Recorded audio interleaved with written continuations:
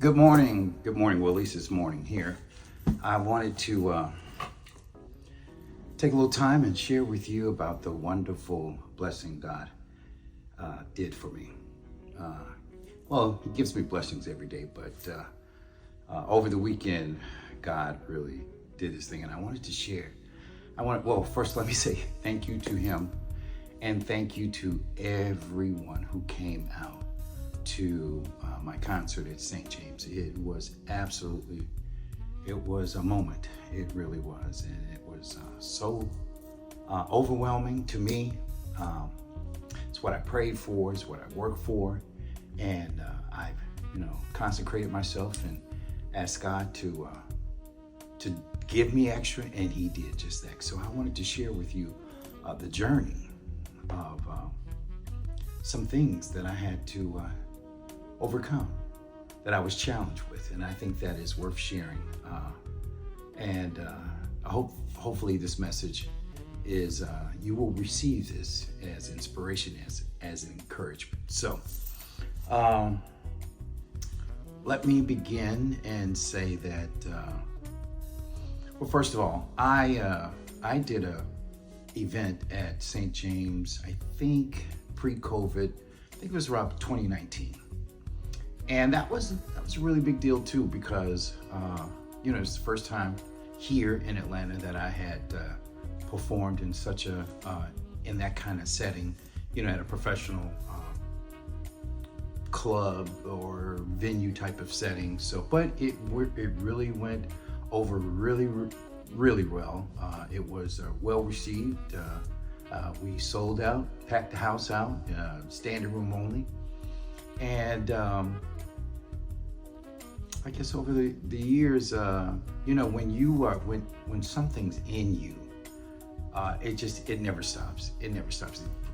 Possibly it even grows and gets more more at you until you do it. And so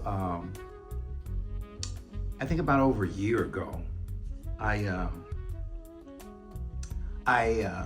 started making phone calls about, back at St. James at possibly another event. So I called Brian Andrews, who a great good friend of mine here in Atlanta, and he's a great musician. And I see him at all these venues. And I didn't know a contact at St. James because I wanted to go back. I wanted to go back and do another event. And so I wasn't getting any movement, so I knew I had seen Brian up there. I think he even hosted some events up there or something like that. So I called him and I said, hey, you got a contact, that I can get in touch with, who's doing bookings or management, or, so he gave me a name. And he gave me a plug, just tell him that I said, thought that would be good. And in addition to that, I had history with St. James. It wasn't just a show. I think it was beneficial to all of us. They made, good money, and because we packed the place out. Matter of fact, I remember the first event. It was so successful. We shut the kitchen down because they ordered everything. So it was. I felt it was it was advantageous to both of us. To them and myself. So. And I didn't think it would be a real challenge or a hard time to try to get back in there, to do another event. So I started making calls, no response. And I called, and I called, and I texted, and I emailed. No response at all. So, and this is, guys, this is over a year. I started over a year, and no movement, no responses, no nothing. And in my opinion, I just, I figured that, since I'm not in the inner circle of artists and entertainment and musicians, that, because I'm not widely known, and I just felt that, they didn't, have time to, do an independent artist or take a chance on an independent artist, because Teddy Austin, well, who is that? I haven't heard him. That's what I felt. So what happened was I was determined. You have to be determined. So I kept calling. I kept texting. No movement at all. And I think I started at the top of 2024. And I would, have communications maybe once, maybe twice a month, every other week. But I would religiously call and say, hey, I'd like to come back. I've been there before, and I know I can do it again. Still no movement at all. And I have been, like I said, I have been calling, religiously, and I think about, I want to say July or August, the guy called me back and said, hey, we're booked up for the rest of the year. Right. My heart was, I was just like, wow. I've been calling at the top of 2024. And this is August, maybe September. He says, look, we're booked up. Sorry. He said, get back with us at the top of 25 and, maybe. So it's okay.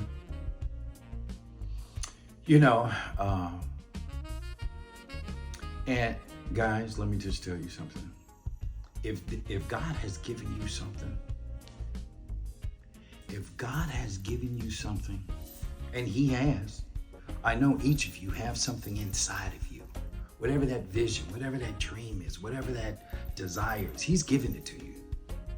And I know it possibly seems, out of reach or something like that, maybe to others. But listen, He didn't give you a dream just for a dream. He didn't give you a vision just so you could see. He didn't give you that desire just for you to desire it. That's Him talking to you. Yes, you can do this. And here's a vision for it. So I waited. I waited till the end of 24 and I just said, you know what? I'm gonna start back up 2025. Start again, real positive energy, high energy level. And no response. No response.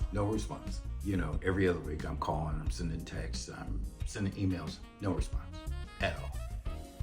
Then I got frustrated. I truly got frustrated, and I got the wrong attitude. I'm human. Give me a break. I was tired. I was just like, come on, I'm trying. Y'all got history. We got history. We got good history. And I know I'm good. When you good, you know what I'm saying? So I got despondent. Maybe I used some colorful words, colorful phrases. Forget that. And but keep in mind, I just wasn't, following up with them. I was praying, guys. I believe that. And, part of my prayer was, God, give me a platform where I can be excellent. Not complacent, not just throwing anything out there, not to just be out there. I want to be excellent. Give these people excellence. I want to give excellence because He gave me excellence. If excellence is given and distributed, it will be received. It's hard for me to dummy down. It really is. It is so against the grain for me to dummy down. I don't like that. I really don't. Especially when we can do more and be more. So anyway, I was at the forget him, forget that, I'll go somewhere else. I don't need this, and God spoke to me, guys. He said, Teddy, if this is what you want, then you continue your journey. And not with an attitude, not what, not like that, humbly. Because I'm the source, not the resource. He is. He's the source, not the resource. He can change the hearts and minds of people like that. So you got to believe in him that he can do it, and he can. And it will be done. Because of your faith, it is done. So I contacted him one more time. I'm getting emotional now. I contacted him one more time. And I was interested in doing a Sunday gig because I really wanted to do some inspirational gospel music. I really did, because I just felt, people need that in this time right now, because there's a lot of mess going on. There's a lot of junk and trash going on. Get it? You know what I'm talking about. So I contacted the young man one more time, and he responded. Not what I thought he would respond, but he, keep in mind, and this wasn't just at the top of January. This was after about 2.5 months of continually contacting him. And so he sent me a text back, and he says, call this person for Sunday bookings. She's in charge of Sunday bookings. And guys, I started to get another attitude like, man, you could have told me that 18 months ago, and I just, God said, continue your journey with faith, with positivity. And so I said, okay, you know what? I'm gonna do it. So I sent her the same information. I gave them a reel of my live entertainment, because sometimes people think that it was just a fluke, it was lucky, but can he do it again? Is it duplicable? So, and I was confident that I know enough people that love me, that support me, that know me, that I could, if I let them know, they would come and they would support me. I played for enough churches, I played for enough people, and I just felt I could do it, given it an opportunity or a chance. So I sent her, the bio, the reel of live entertainment that I did, and a short bio of myself. And, I forgot. The young man told me to tell the young lady, tell her that I, recommended that she book you. And I guess what I heard when I told the young lady, he said to book me. That's what I told her. So anyway, I gave all my information, and typically I don't answer on the phone. I don't answer unknown calls, because they're scam. There's marketing type of stuff, and I get 1,000 of them a day. It's just too much. So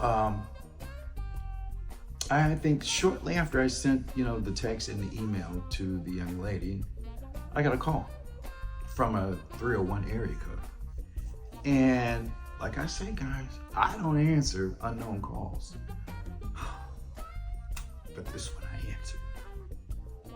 And when I answered, it was Lori from St. James. And she said, I got your information.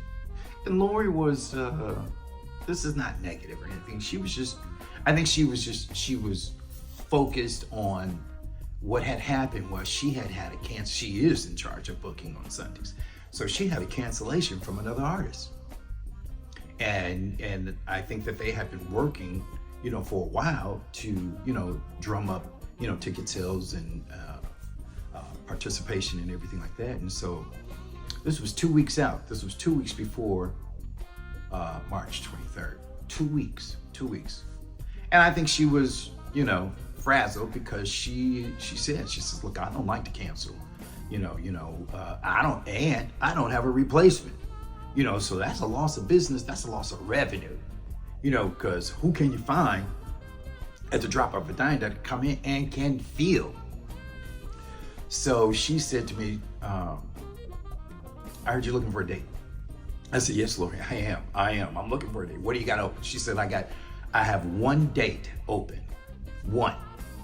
And that's March 23rd. That was 2 weeks out, guys. So in my head, I just, I figured that this is the way I was thinking. If I have 3 months, in preparation, I could do it. She said 2 weeks. This was 2 weeks out.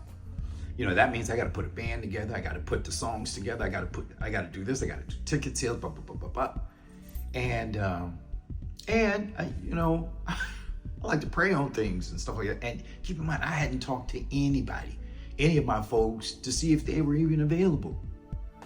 So, she was kind of focused on the phone call. She was very, short, to the point. She said, Teddy, I got one date open, March 23rd. Do you want it? And so I'm hee-hawing around. I said, whoa, I'll call you tomorrow. She said, Teddy, I have one date open, March 23rd. Do you want it? I said, yeah, I'll take it. I hadn't talked to a soul. Then, the kicker was, she said it only pays X amount. And I didn't pause, y'all. The amount didn't even cover what I had typically, used to pay my folks. Not me. I wouldn't include it in that. But it was kind of under, a little bit way under. And, I didn't pause. I did not pause. I didn't care. I didn't care about the money. I told her, yes, I'll take it and I'll figure this out. If I got to kick in this money myself, I'll do it. Because you got to, listen to me, guys, you got to pay your folks.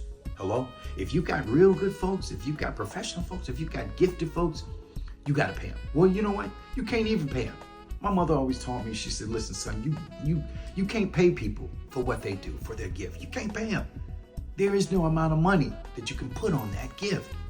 But what you can do is give them something to show them that you appreciate them. And it's got to be fair. It's got to be something. And I've always adopted that, and I always use that. And so I just, I had a budget, and I says, you know what? I'll make it work. I got this money. I'm gonna make it work. So I was working like a chicken without his head. I'm calling folks. Are you available to stay? Are you available to stay? No calls back. And keep in mind, typically what they do is they do the marketing and making sure the word is out. And, here is an independent artist, and they only have 2 weeks, so they really, they didn't know who I was or anything like that, so, it was a lot of work. It was a lot of work because not only did I have to put a band together and put the music together, what I had to do was I had to sell them tickets. I had to get the word out, so, and they did, St. James did help, they did, they posted some things and stuff like that, but I had to, there's nothing more than getting a personal invitation for somebody to say, hey, I've got a show at St. James, would you come and be my guest? People love that. I do, so, and that's what I had to do to make sure that they would come. And it's personal. It's personal, and I meant it. I really did mean it. So, she said something to the effect of,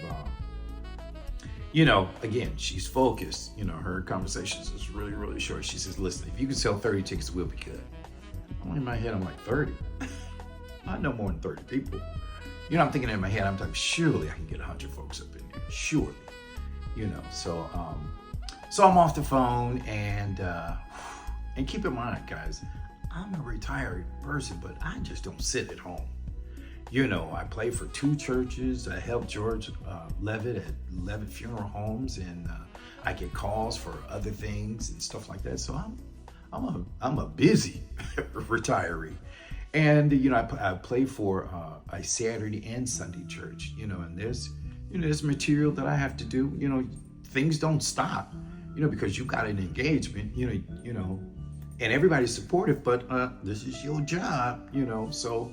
It really was overwhelming, because when when you get the material, you just don't get the material there. It had to be arranged.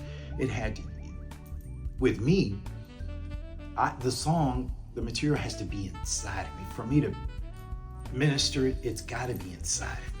I just can't rehearse it, and it's got to be in my soul. That's, I deliver it better, when it's inside of me, not just remembering. It's got to be in me.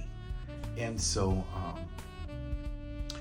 we had done an event for my Saturday church. I play for a church on Saturdays at ASAW Community Church in Villa Rica, where the pastor Rodney Johnson is the pastor. Wonderful, wonderful guys. Listen, if you want a Saturday church to go to, come to ASAW Community Church in Villa Rica. Pastor Johnson. I mean, he is on point, brings the word and exact. He is about God's business. So anyway, what was I saying? I had a lot of responsibilities, in addition to. So I think everybody got back in touch with me and said I am available that day because it's on a Sunday. Typically a lot of us, we're from church or in church, and we might be done about 1, and so Sunday is really not a bad day. The event was at 4 o'clock, and the people that I deal with are they're professionals. They are professionals. They don't hee-haw. All they need is a couple of rehearsals, and I sent the material out. And if they listen to it, if they study it, they'll get it. And I met some singers, and I gotta say this. I typically, this is the second event that I use background singers. Typically I use assisting backing tracks, and I'll just put the background vocals on there and rerun that. But I was on a movie set of The Heathen. I got an opportunity to submit some songs to the movie folks there, and they picked them. And so I met this. I was on the set. I was before the shoot. I was asked to put a choir together, and I was scrambling trying to put 25 folks together because they had moved the shoot dates for over a year, and so it was, guys, I don't think I have enough time to tell you all what was going on. So I made a couple of calls, and somebody gave me this young man's name, Lamont Hill, and I think Lamont got a couple of voices, but one thing about this guy, Lamont he was, I really have to commend him on his attitude, because there were a lot of challenges on set, but he was one of the individuals who remained professional. He did everything I asked him to do, no attitude, no, just tell me what to do. And I really did appreciate it. So we were, I think we were waiting for shoot, and he heard me talking about, this date I had. And I told him that I was, thinking about using some background singing. He said, really? He said, well, I got you. People just don't do that. And I'm funny about singers. Now, come on now, singers, y'all know. And everybody say, oh yeah, I sing. No, they don't. No, they can't. And I didn't have time. I didn't have time to teach, reteach. No, that's not it. That's no, you're flat, you're sharp. I didn't have time for that. Look, here's the stuff, boop, boop, boop, sing it. And that's really the attitude that he had. Like, look, what's the material? We got it. He said, I know the people. I can put it together. I'm just like, really? I thought he was really kind of just, but listen, let me tell you something. If you was at that show, or if you know anything about these background singers, Lamont Hill, Candace Mumphrey, and Talmarita Kenner, they are no joke. None. They got the right attitude. They got the right energy. You give them the stuff, bam, it is done. I rarely run across, singers like that. I'm from Chicago, and that's what we did. And you appreciate that, boom, here it is, and they do it. So Lamont got the singers together, and I gave him the material, and listen, they was on it. I didn't have to teach them it. They just, I had to tweak it a little bit, so I knew that that wasn't a problem.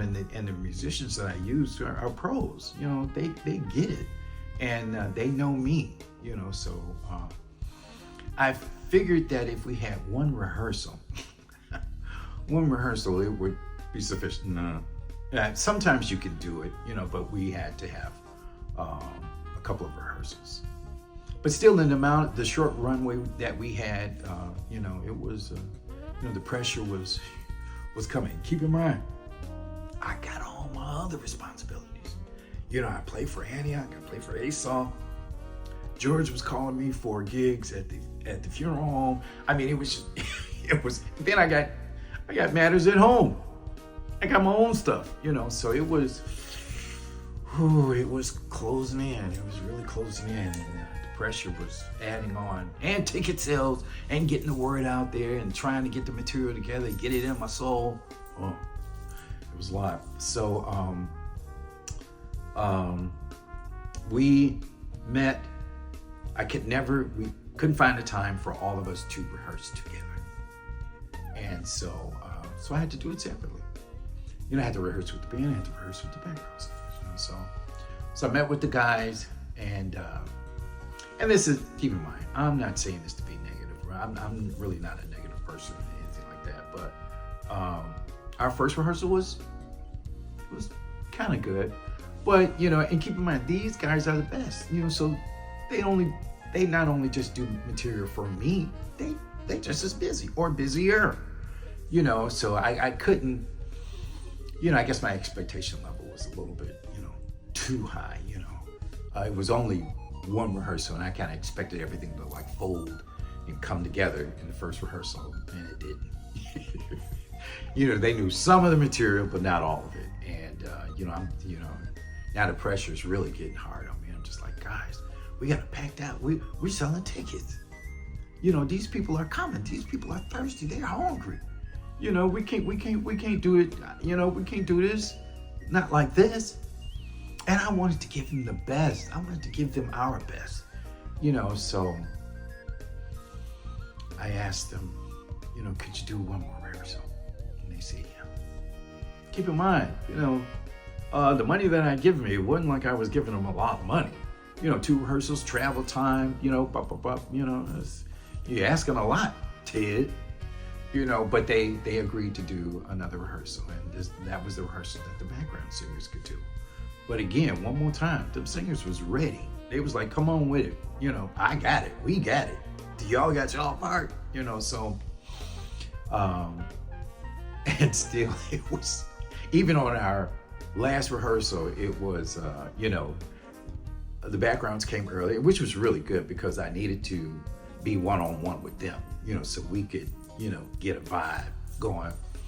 And then the band was supposed to come, an hour later.